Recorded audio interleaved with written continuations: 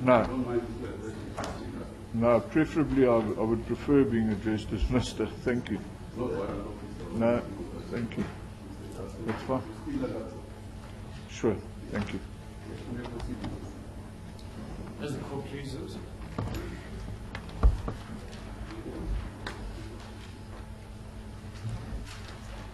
Mr.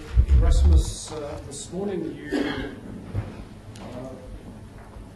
in response to one of my questions, you agreed that there was a Waarheidskammer or a truth room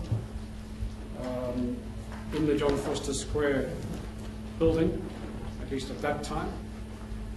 And when you were asked to look at certain photographs, you pointed out a certain room on the 10th floor of John Vorster Square. In order to avoid having to get you over to John Vorster Square to do an inspection, which in your case we don't think is necessary, we want to show you a short clip that was made in which you, assisting the South African History Archives, Correct. you were making a DVD titled Between Life and Death.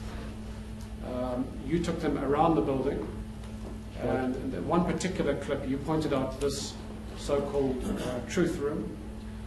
I'm going to ask my learned junior to show you the clip, and Your Lordship, if there's no objection, I would also like to hand up a copy of this publication together with the DVD, which is in a folder at the back of this booklet, and we will point out where you can find this clip in due course. Your Lordship, we have given a copy to representatives of the state, and I believe we do have a DVD which we can hand over to our colleagues from the police. We'll try and get you a second DVD as well.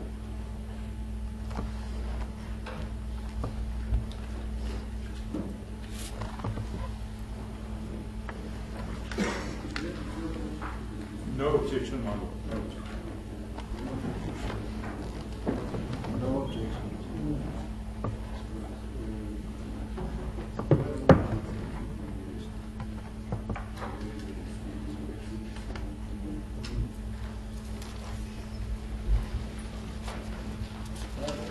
Lord, I think we can give this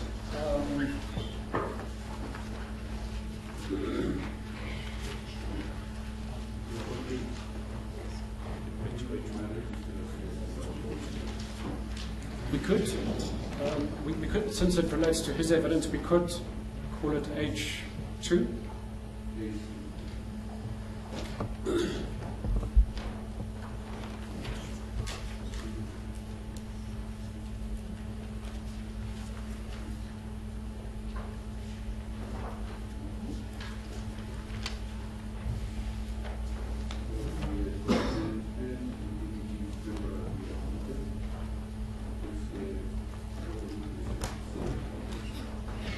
The clip is probably less than 2 minutes. Mr. Erasmus, when you're ready, you can view the clip. You know, this was the Waarheidskammer. Yeah, a lot of interrogations took place in this room. In 1977, we arrested guys in Soweto, and I remember being in this room where the guy was getting beaten to shit. In this very room. And I remember the guys often saying to whoever had been detained, you're going to be visiting the Waarheidskammer. And this was it. Yes, I might have taken guys into offices over there for questioning, but here's where a lot of serious meetings took place, and then I witnessed myself in this very room. But this was amazing.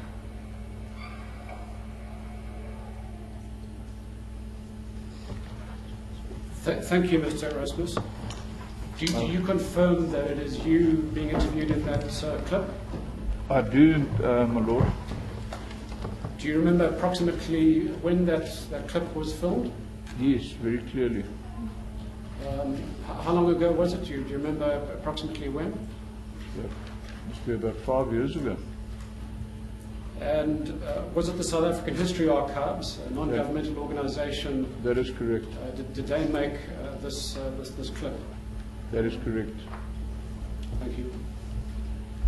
Your Lordship, we may have to call a member from that organisation to confirm that they did produce this booklet and DVD, if necessary.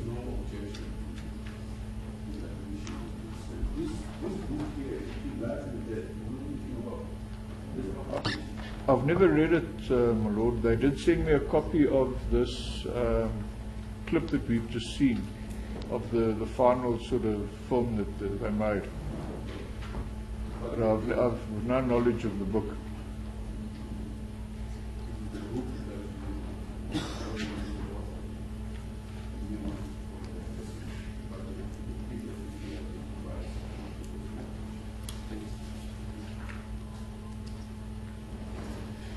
Your Lordship, while we're on the question of exhibits, my learned friends from the state have very kindly produced 2 copies of 2 letters of commendation issued to Mr. Erasmus, both in May of 1991. With your leave, I'd like to hand these up as exhibits. My Lord, we may as well make these exhibits H2 and H3. I beg your pardon, H3 and H4.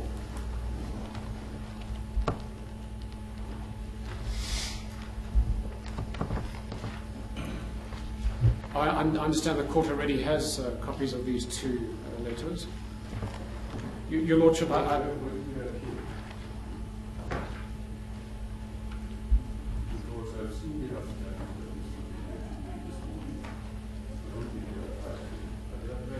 No, my lord, they're not at that. We've handed it up during the lunch break to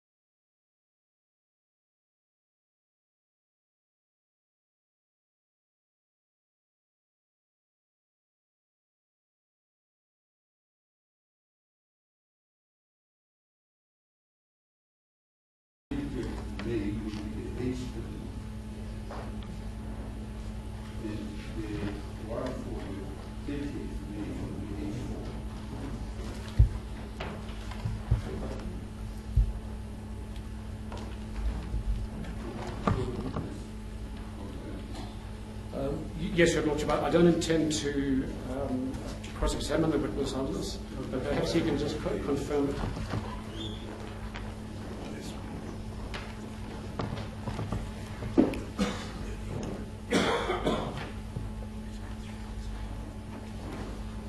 Mr. Erasmus, do you confirm that those 2 letters of commendation were issued to you on those dates?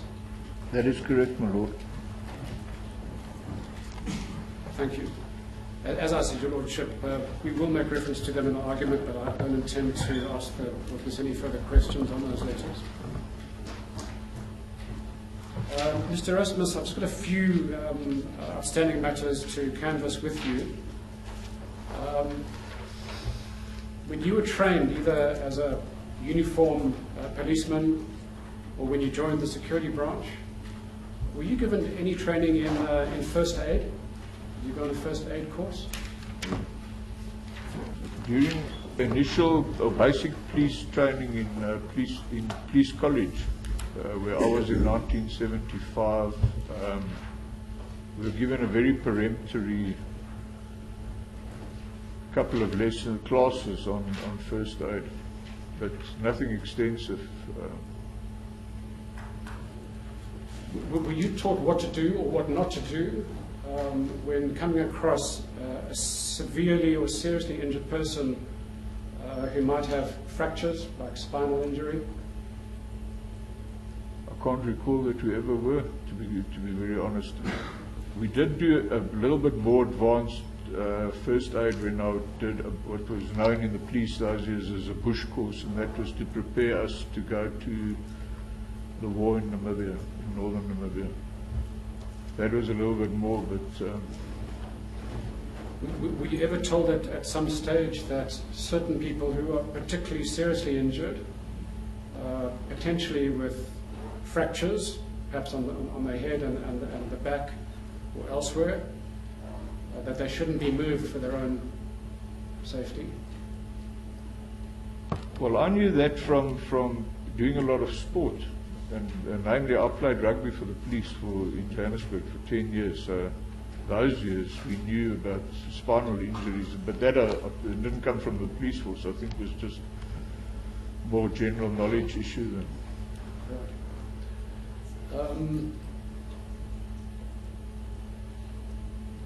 During interrogation, were police aware that there might have been a certain window of opportunity following an apprehension or arrest in which information should be extracted from a particular detainee, with the knowledge that unless that information is obtained quickly, for example, names of comrades or collaborators, that unless the police could act on those names quickly, those individuals might escape or hide? There were certainly circumstances like that. Once again, I can only refer to where that became paramount was on the border war situation, where there was no niceties because people that we arrested might have been armed or part of an armed group. And we were kind of told that if you interrogate this guy and you don't get that information about where he's from and where the rest of them are, it could result in loss of life, including our own colleagues. They could be on their way to, for example, attack a base. My experience, John Foster Square, the cases that I was personally involved in, to mention just one or two, was the investigation of Marion Spark from the ANC Special Ops. She'd been arrested, the ordnance had been recovered, and I was, for a stage, the chief interrogator of somebody that was arrested with her, Stephen Moran. There was no need then, because the whole case was pretty much sewn up, to beat him to a pulp or something. In fact, I can't remember that I ever lifted a hand to him. I made him write. There wasn't even sleep deprivation because there wasn't this pressure. There was no information that there was other people. This whole thing, in other words, to coin a bad phrase, had been mopped up all the way down to East London. Arrests had been made there. The limpet mines had been recovered. There wasn't that urgency. But in cases where the pressure was on, where the mopping up hadn't happened, where individuals who might have collaborated with your detainee were still at large, were you aware that police used torture and assault to extract information quickly before these individuals got wind of the detention and would hide or escape? Sorry, my lord, I didn't quite follow that, most definitely. That would have been the norm. That was standard practice? Would be standard practice. Would I be correct in saying that the first few days after a detention in those circumstances could see some of the most ferocious forms of interrogation? Absolutely critical. If I can refer once again, my lord, to the arrest of Marion Spark with the limpet mines after she planted 2 explosives in Johannesburg. She wasn't even taken to John Foster Square. Time was of such essence that she was interrogated in her own flat where she was arrested. There was no time to get her to any other buildings or whatever. The information was to the effect that there were probably more bombs going to go off, and we needed to break her. They needed information immediately. which was actually forthcoming at that time. She was not subjected to sleep deprivation, there was no time for it, and she was not tortured if she came up with it. Just as a matter of interest, Mr. Erasmus, detainees held on the 9th or 10th floor of John Vorster Square, were they ever given books to read, novels and the like? In most cases, absolutely not. I remember as a young policeman, there was a Muslim in detention. It was my job to take the Quran to him. He was in the cells though, at John Vorster Square. He was held in, I think his name was Ibrahim. Never really worked on his case, but at that time, I was given the job of taking the Quran down to him during his prayer sessions. But as a general rule, no reading matter. And I can recount other stories where people were not given anything to read as a form of punishment. Because one can imagine, sorry, with the latitude of the court, if I can just explain this, sitting in a tiny cell with nobody to speak to for hours after hours and days after days, in itself must be a terrible form of torture. I couldn't withstand something but like that. In the cells, occasionally they would get perhaps a Quran or a Bible. Very occasionally. Very occasionally. In 1971, you were in the uniform branch of the police. My Lord, no, I was still in school. Oh, sorry. Sorry. I beg your pardon. Yes, of course, you did mention that earlier. When you were in the force, particular security branch, did you get to hear about the death of Ahmed Tmol, and if so, what did you hear? I would have to ask my Lord how much time the court has got. I mean, it's the subject of regular discussion. There was even a policeman whose nickname was Tmol Kutsia. Became quite a well-known guy. And do you know why he was nicknamed Tmol Kutsia? I never really knew the answer to that one. But if I can just mention something to the court, that area where room 1026 is the room that I walked into at one time was even turned into a bar by Cronwright and Company, and it was a place where you could go up and drink about it, and there was a standard thing there that Tmol was walking around there, his ghost was there, and a lot of jokes were made about it. As to who actually was in the room, I never ever knew, apart from what I was told secondhand by other people. One of the names that comes to mind is Frederick Robert Bauer, Captain, SA Police. Bauer and I had a particularly bad tete-a-tete because he didn't like me because of my Afrikaans surname and being English speaking. And took this out in a work situation where, for example, I went to him to get money. Sorry, Mr. Erasmus, our time is a bit limited, so unless there's information you have directly on the death of Tmol, I must interrupt. Do you have any other information on the death of Tmol you think might be of I use did to hear this? at that time, I know it's totally hearsay, that he was one of the people that interrogated Ahmed Tmol. Right. Well, on that score, in terms of people who were possibly interrogating Tmol, or who were present at least on the 9th and 10th floors at that time, I want to just take you through a few names, and please advise the court if you recognize these names, and if so, in what context. Warrant Officer Neville Els. He was my immediate commander the day that I walked into the security branch. He was then a lieutenant, and I was answerable first and foremost to him for any and all of the work that I did. He left the police after, I believe, a couple of bad escapades with the state president's wife, because that was also our job, was to look after her. And he went to work for Louis Light, the industrialist. And I've never seen him since.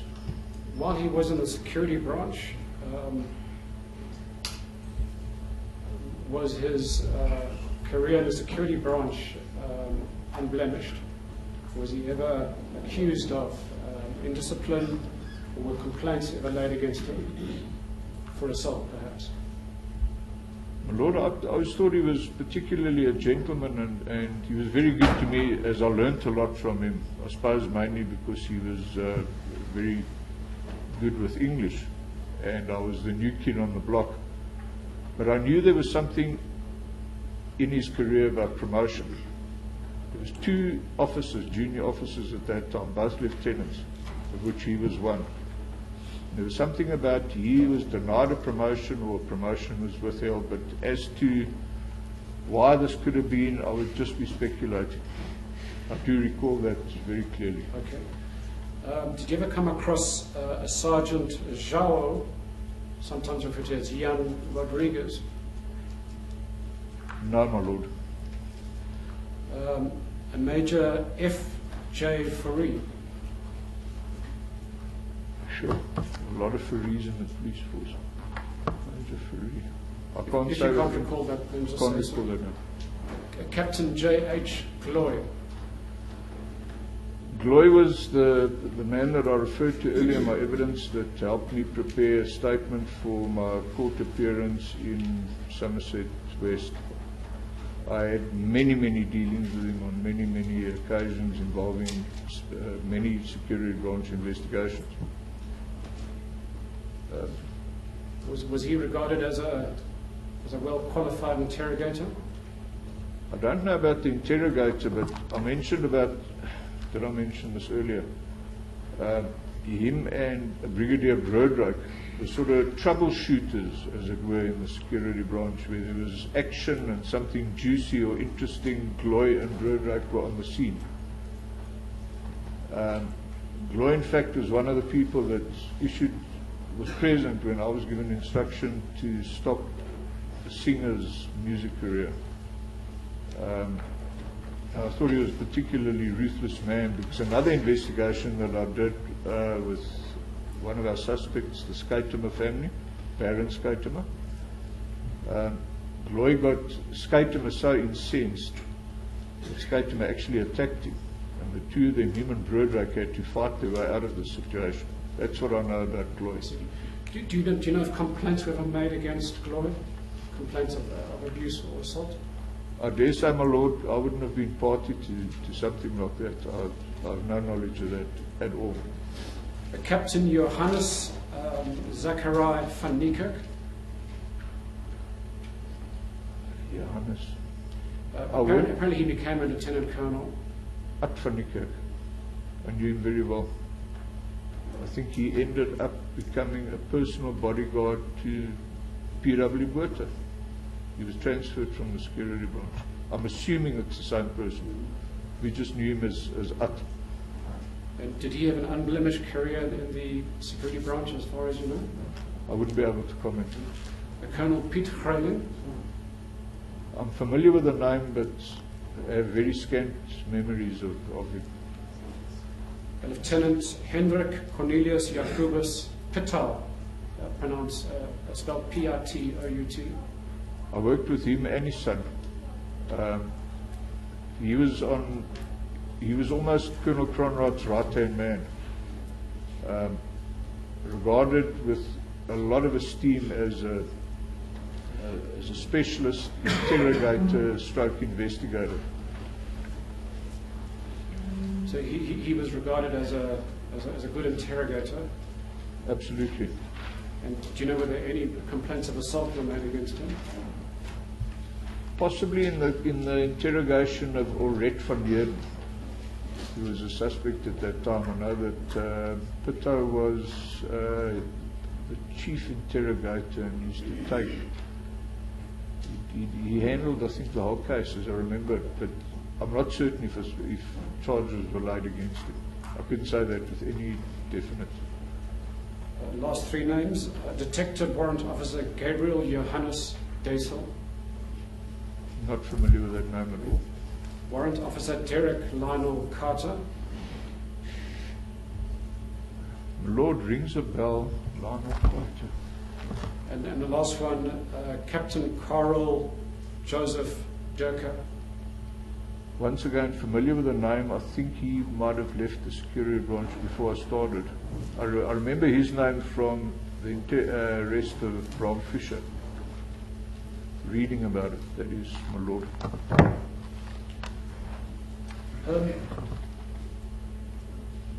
In your years as a security branch officer, did you have occasion to investigate the activities of the South African Communist Party, the SACP? My lord, there was one thing that shone out higher than any other investigation in South African police, and that was the great search, as I have referred to it, for the replacement as the head of the SACP, the person who replaced Bram Fisher, because that is where the trail literally ended.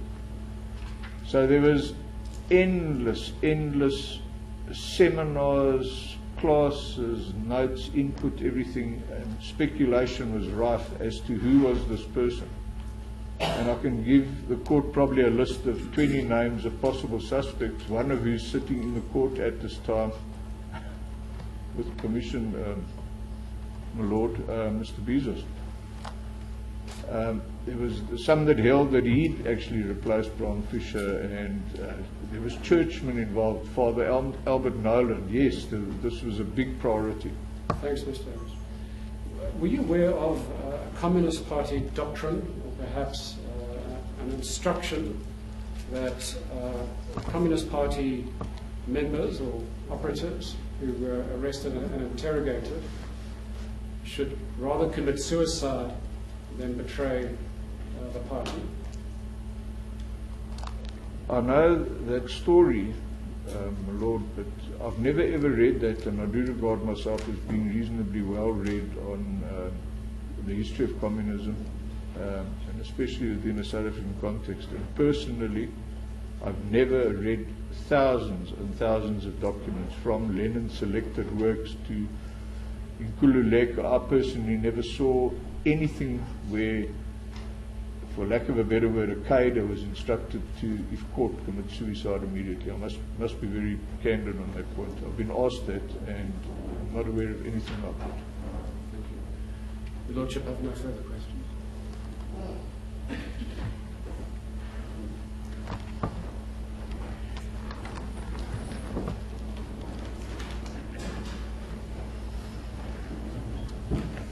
Mr. Erasmus, I just have a few questions just to clarify. You say that you only joined the South African Police Services in 1975. That is correct, my lord. Thereafter, you joined the security branch in 1977. 1977. January the 11th, 1977. And your personal knowledge of what occurs in the South African Police Services, as well as the security branch, only came to your knowledge at the time when you joined those two forces?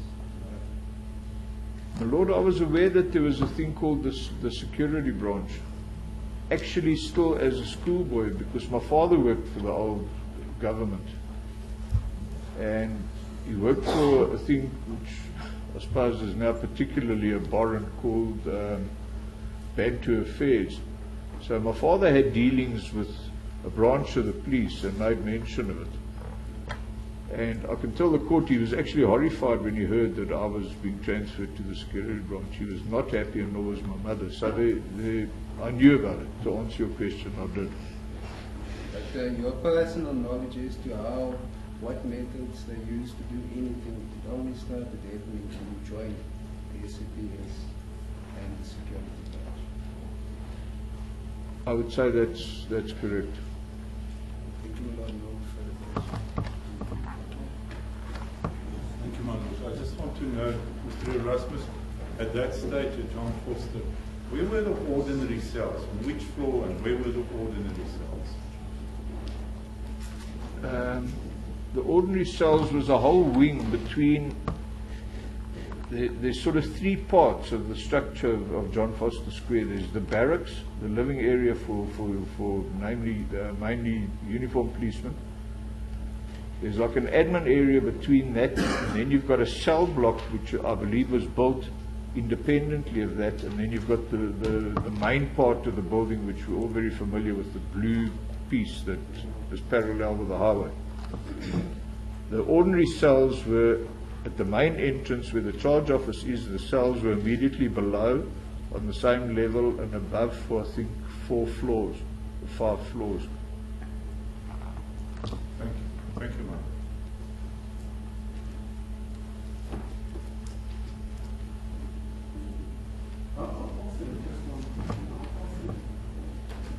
Did this trial simulations take place where you say the officers were prepared for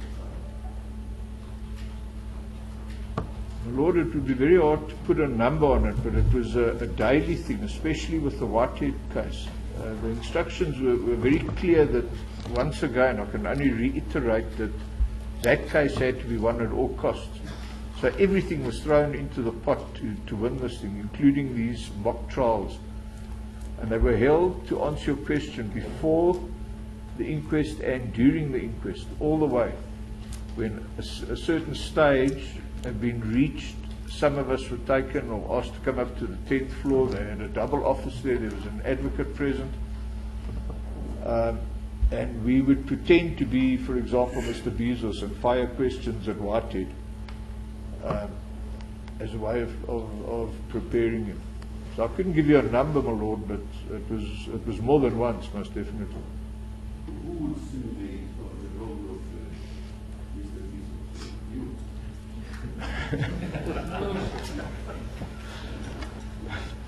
My Lord, unfortunately, yes. I was just one of many that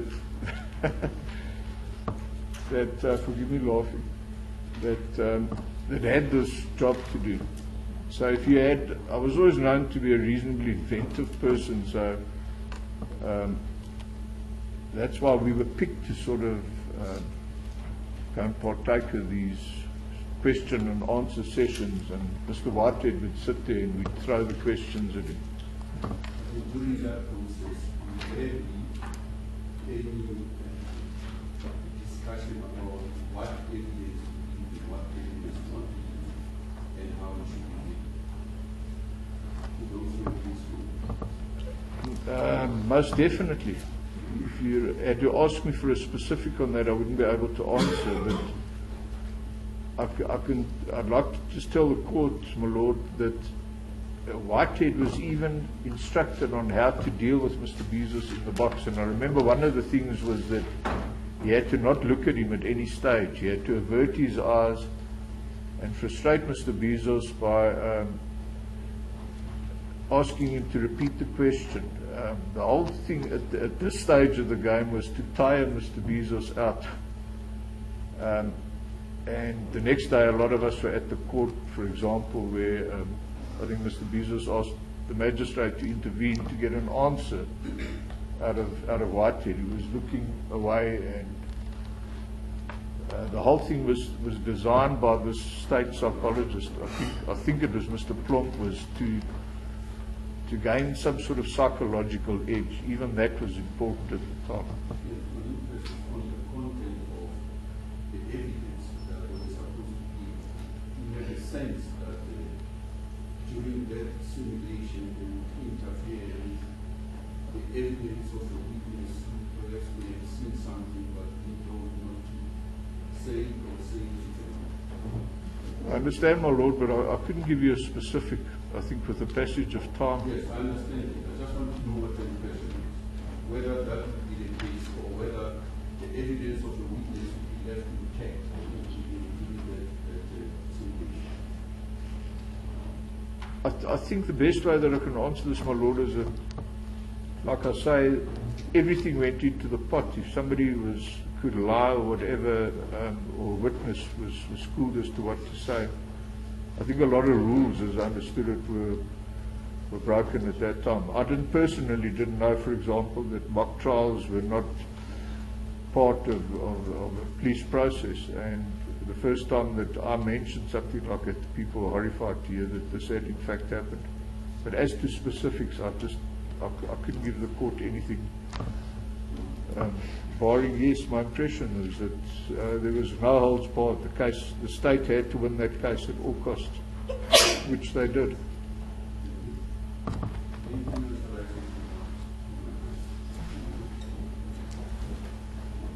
Nothing further, Your Lordship. Thank you.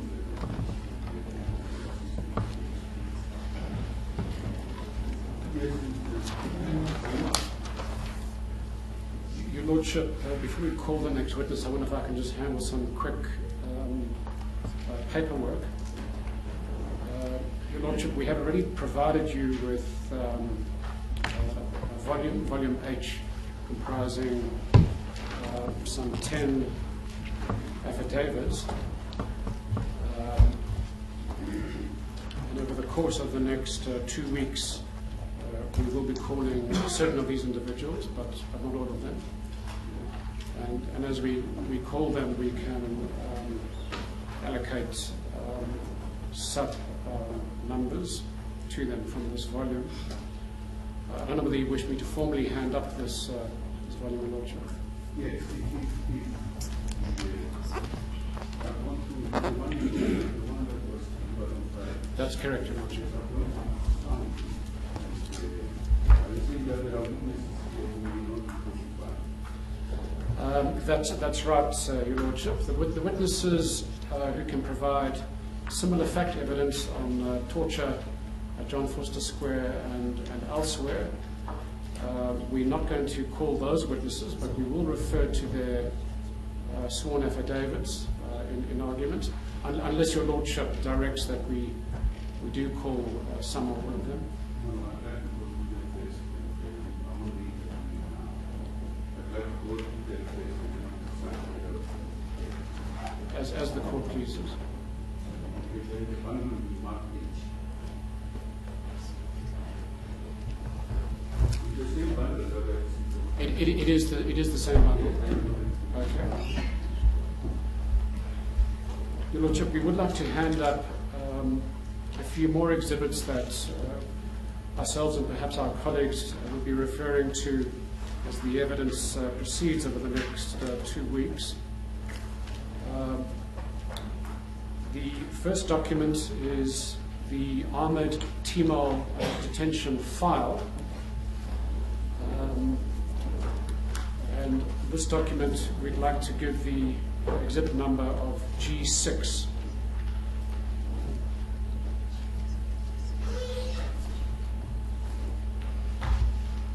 And the second document, perhaps we can do it all together. It'll be part of, we thought of giving it the exhibit number G6 because volume G also has other detention files. The second document is also a detention file, and that's the detention file of one Quinton Jacobson. And that exhibit number would be G7.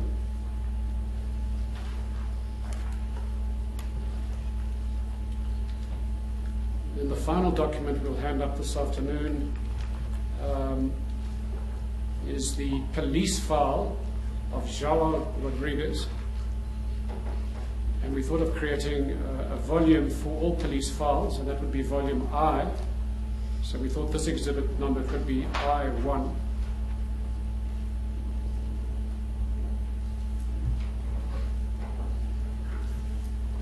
With your leave, I'd like to hand up these documents. Yes, my Lord. Should we refer to it as I, or should we rather refer to it as J, my Lord? Okay.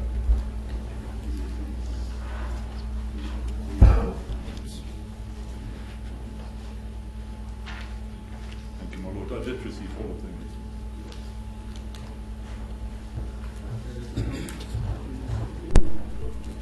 Received the exhibit. I received these documents. J1, G7, G6, and received.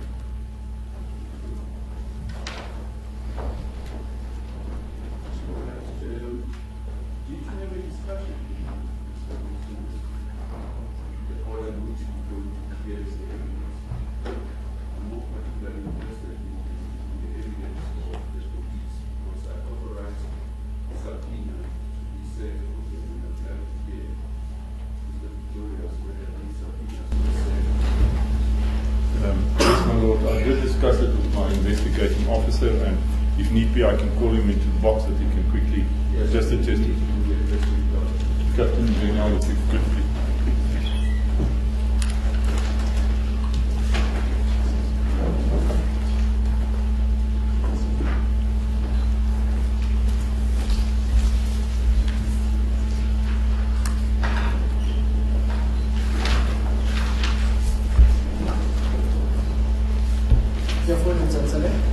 Benjamin Mel. Do you have an objection in taking the oath? No. You said that the evidence that you're about to give is the truth, the whole truth, and nothing but the truth. Please raise your right hand and say so help me God. Captain Nel, you already gave evidence in this reopened inquest proceedings. You also are in court during the proceedings, and at the previous time, certain subpoenas had to be delivered to the persons involved. Can you tell us, and let's stick to the police witnesses, which subpoenas were prepared for the witnesses in this regard?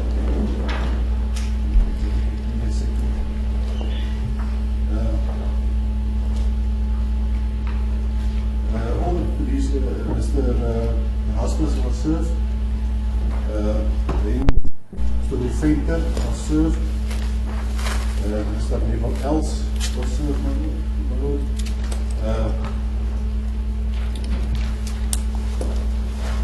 Then Mr. William Charles Smith was served as a subpoena. Joel Rodriguez was served for a subpoena, my lord.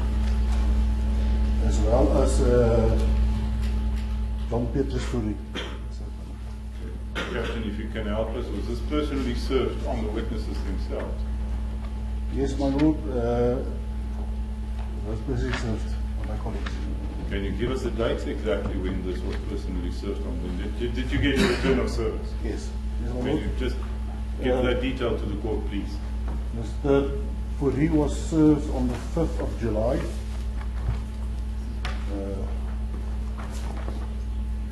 Mr. Rodriguez was served on the 3rd of July.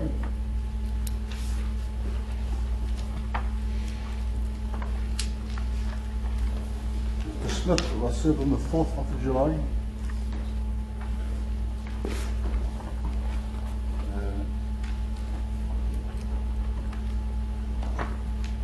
Mr. Els was served on the 5th of July. Mr. Ruth Fainter was served on the 16th of July.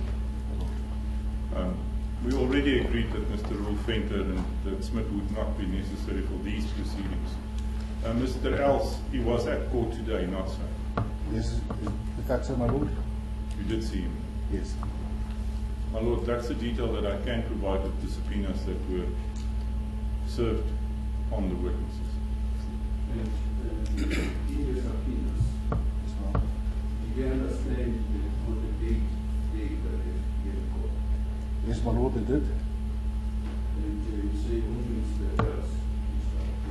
Yes, my lord, but I think I can explain after our meeting last week with the defense, we decided on the specific dates they would testify, and we let the police advocate General Groenewald, we let her know we wanted them at court. You advise that you testify for Monday. Yes, Is that all? yes, my lord. Thank you for that. Yes, Your Lordship, just one question. Captain, have you been requested to prepare a subpoena for one Mr. Ahmed Adam, who was apparently a witness to the fall? Yes, my lord, I was. I received the information yesterday afternoon. General Groenewald was in the court. He said the detective will serve it as soon as it be signed. Thank you, Captain. No further questions. No questions. For the record, you representing all this? No, I have not briefings. I from Mr. Rodriguez. You like Mr. Rodriguez? Yes. My lord, I must put on record here, the general from the police did talk to me, and Farnes Kutsia, Advocate Farnes Kutsia, will be appointed for Mr. Elsa. So there will be independent representation both for Joel Rodriguez as well as for Mr. Elsa. So Farnes Kutsia will appear for Mr. Elsa. That appointment has been done today. And I understand that the expected here from one Yes, no. But I mean, if they want to cross-examine, it's better that they follow. So the sooner the better. I mean, The witnesses. the police Yeah. expected Monday. Monday. Yes, no. Advocates are welcome to participate now. Yeah. Because it's important that they participate. Yes, thank you, ma'am.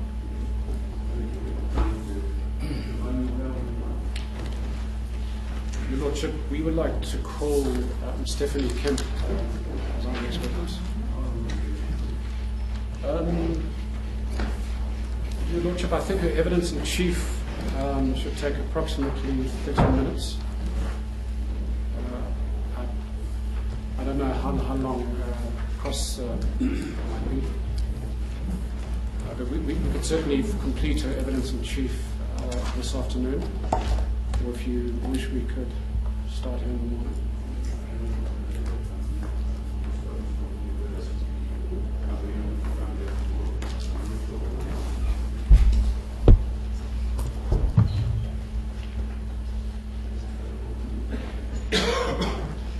Your full name and surname? Stephanie Kemp. Do you have any objection in taking the oath? May I affirm, please? Do you affirm that the evidence that you're about to give is the truth and nothing but the truth? If so, please repeat after me and say, I do. I do.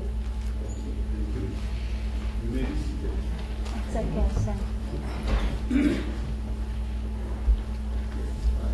Your Lordship, may I proceed with the evidence in chief? Yes, just one thing. You are looking at the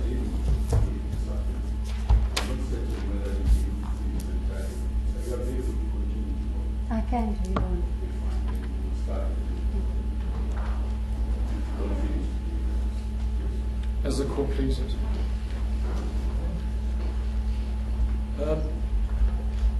Ms. Kemp, have you made out an affidavit for purposes of this inquest? I have. I see you don't have a copy of the affidavit with you. But your affidavit was signed on the 21st of July of this year. Can you Yes. confirm that? Yes. Your Lordship, Ms. Kemp's affidavit is in volume H, the volume that we spoke about a few minutes ago, at page 12.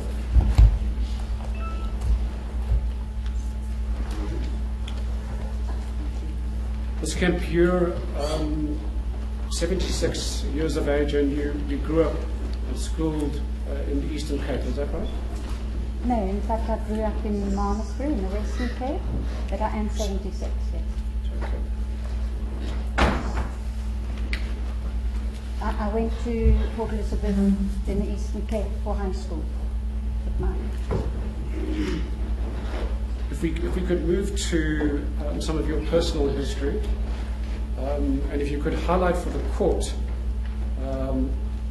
at what stage you began your political activities, starting with 1962, when, according to your statement, you volunteered for the Defence and Aid Fund.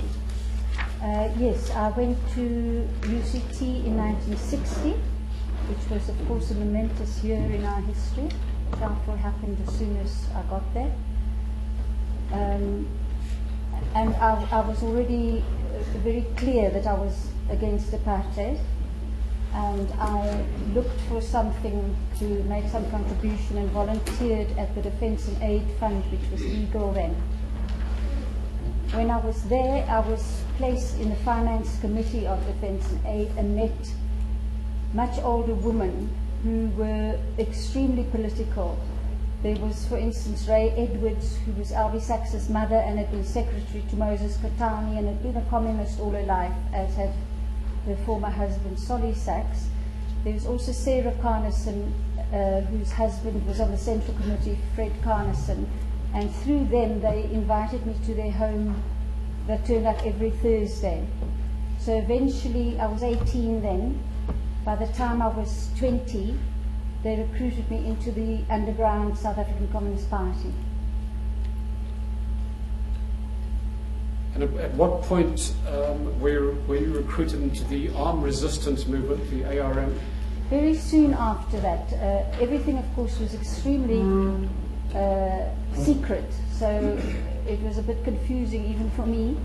But I was recruited into the ARM later in 1962.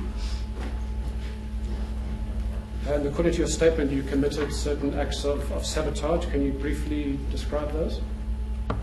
Well, there were quite a lot, but one in which I participated was blowing up at several points the signal cable for the southern suburbs railway line, commuter railway. So all the trains came to a halt in the morning because the signal cables had been blown up.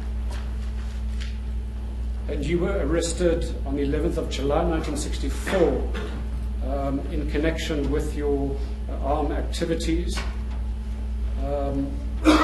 Can you explain what happened during the course of your arrest and detention, in particular whether you sustained any assault or torture? For the first 3 weeks after I was detained, I was interrogated 3-4 times a day for long periods. So it was really virtually the whole day I was in interrogation.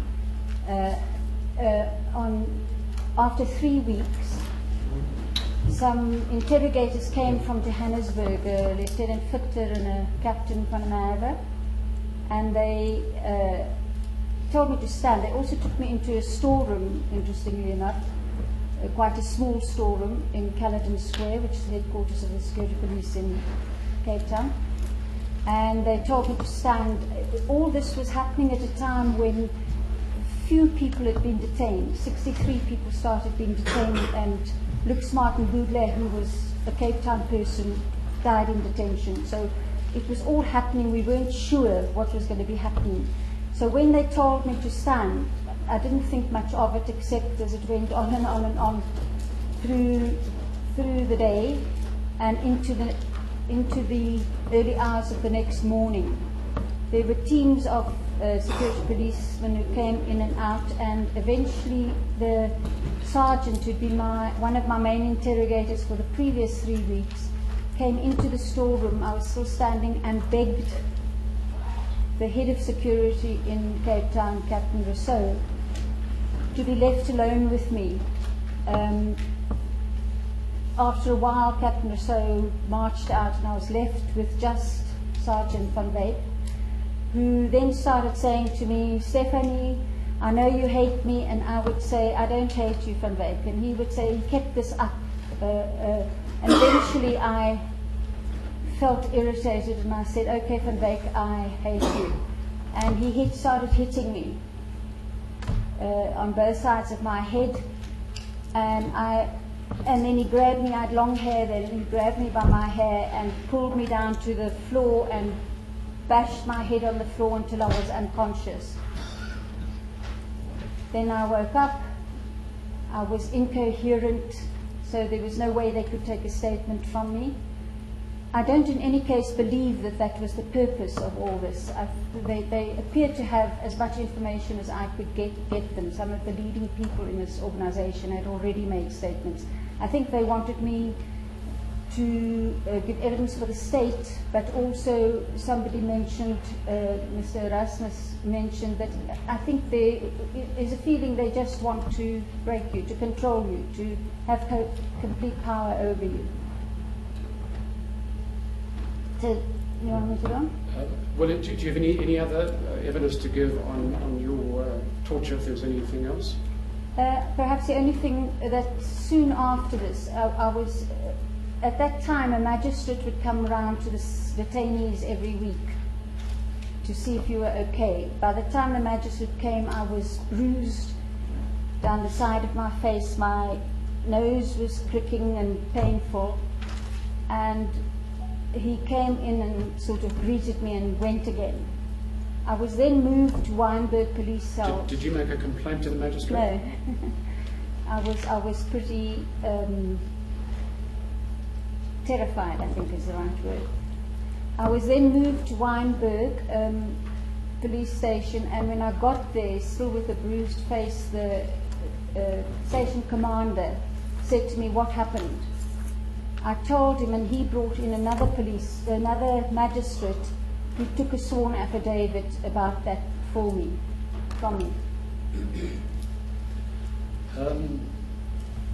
You were charged with being a member of an illegal organization. Initially, 5 of us were charged with sabotage, which was a capital charge, and then a deal was made for 3 of us with the state, and we pleaded guilty to belonging to an unlawful organization, which brought the maximum sentence down to 10 years, which could be suspended. And then according to your statement, you served 2 years, or close to 2 years, and you were then released. Can you explain to the court what happened following your release in December of 1965? I was, in fact, got a year's parole. All the whites in that trial did, and it was very unusual for political prisoners to get parole. And the condition was that I would live with my parents in Bonza Bay, just north of East London. But because I had by then civil action against Forster and the policeman who beat me up, I had an excuse to get to Cape Town as well. I was blacklisted as a physiotherapist, which I trained as, but I got a job answering the phone at Firestone, South Africa in East London. And one day, 2 policemen turned up, put me on a plane and took me to Pretoria, where they took me to Compop Building, the 10th floor of Compop Building, where I was interrogated for the whole day by General Hendrik van der Berg, who was the head of the security police. His interest was only whether I was a member of the SACP, which of course I denied for the whole day. They then allowed me to go back to East London, and within a week or so I got a letter from the liquidator that was appointed when the Suppression of Communism Act was passed in 1950. They listed you as a communist, and I was particularly anxious because my junior counsel had been Albie Sachs, who was under very heavy banning orders and so on, and if I was listed I couldn't communicate with him without their permission, and I wanted to do so. But I got to Cape Town for the civil action, and just to tell court, what was the outcome of your civil action? They settled the afternoon before we were due in court and paid me out some money without admitting liability or culpability or whatever the phrase is. And I understand that you travelled to Pretoria to see Van den Berg, who was then the head of the security branch. Yes. As a result of that visit, you managed to persuade him to unlist you as a communist.